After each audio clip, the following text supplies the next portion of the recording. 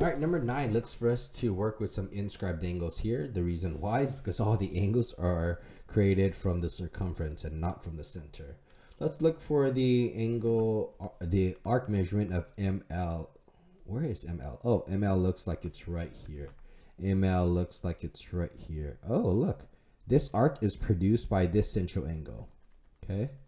So if this arc here, so the way the central angle works is that the arc, okay, is going to, what you can do is if you want half the arc, that's going to get you the inscribed angle.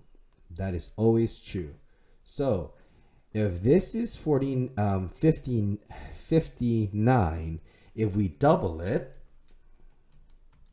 that's going to get you 118. So that is what the arc is, 118. Because again, if we want half the arc, that's going to get us the inscribed angle. Next, let's look for JLK. JLK. So it's this part. And here's the arc. Well, the arc here is 134, and we want to find this angle here. So we have to half that angle. We have to half the arc, which is now 67. Okay. So this angle is 67 degrees. Because again, if we half the arc, that's going to get us our inscribed angle. Next, let's look at JLM. JLM. It's this angle here. All right. Well, I know that the first part is in blue. Looks like it is 134.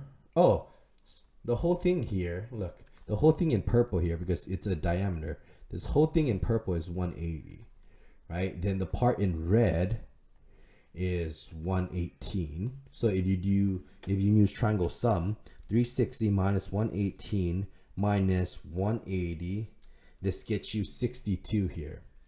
So this here is 62.